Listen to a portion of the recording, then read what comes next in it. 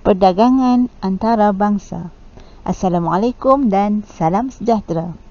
Pada kali ini kita akan membincangkan bab 7 iaitu perdagangan antara bangsa. Objektif pembelajaran.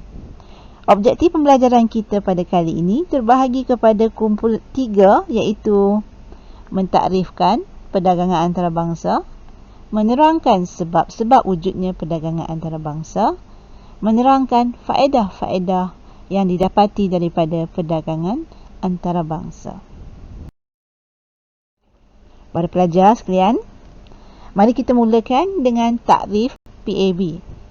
PAB atau perdagangan antarabangsa ialah kegiatan tukar-menukar barang dan perkhidmatan antara sebuah negara dengan negara yang lain. Kegiatan ini meliputi 2 aktiviti utama iaitu ekspor dan import. Ekspor merupakan penjualan barang dan perkhidmatan ke luar negara, manakala import merupakan pembelian barang dan perkhidmatan dari luar negara oleh sesebuah negara.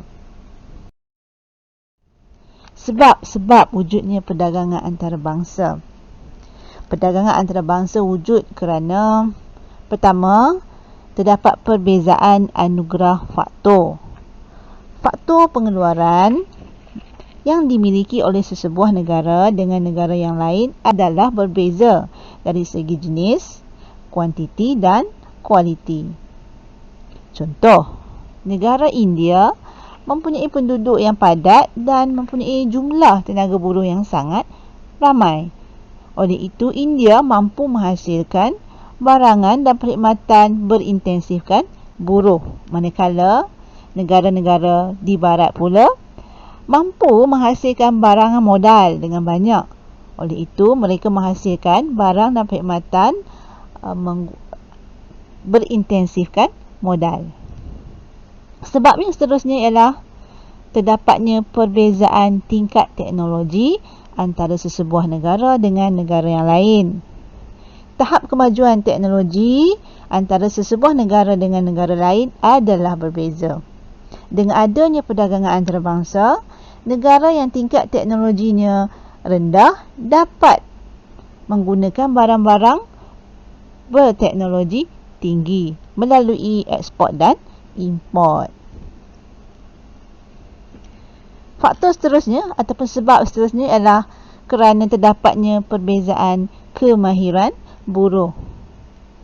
Kemahiran buruh mempengaruhi corak kegiatan ekonomi dan jenis barang yang dihasilkan oleh sesebuah negara. Contohnya, negara New Zealand, buruhnya mempunyai kemahiran dalam bidang pertanian. Oleh itu, New Zealand dapat menghasilkan banyak barangan dan perkhidmatan daripada hasil pertanian. Manakala negara seperti Jepun, buruhnya mempunyai kemahiran dalam teknologi, maka Jepun banyak menghasilkan barang dan perkhidmatan yang berteknologi. Dan sebab yang keempat, wujudnya perdagangan antarabangsa kerana terdapat perbezaan iklim. Perbezaan iklim ini menghasilkan jenis barang yang berbeza antara sesebuah negara dengan negara lain. Contohnya, negara seperti Malaysia menghasilkan buah-buahan tropika, manakala negara-negara Mediterranean menghasilkan buah-buahan Mediterranean. Buah-buahan yang dihasilkan adalah berbeza mengikut jenis iklim sesebuah negara.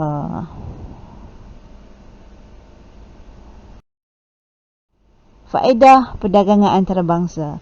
Antara faedah-faedah yang diperolehi oleh negara-negara yang mengamalkan perdagangan antarabangsa ialah pertama, mendapat barang dari negara lain.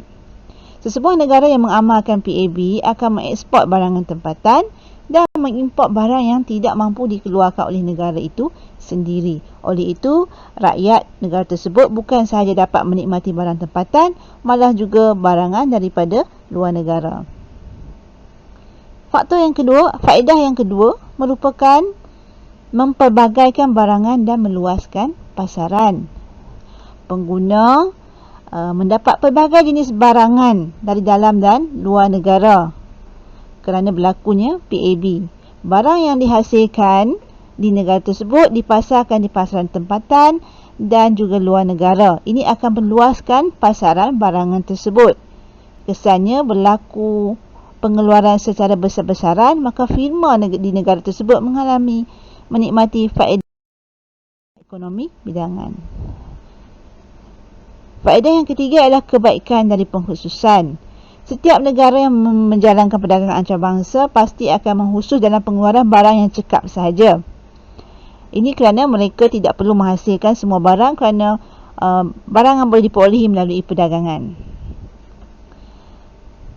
Apabila sesebuah negara melaksanakan penggunaan pengkhususan, maka penggunaan faktor pengeluaran secara cekap berlaku. Kesannya kos pengeluaran akan berkurang dan lebih banyak barang dapat dihasilkan dan digunakan.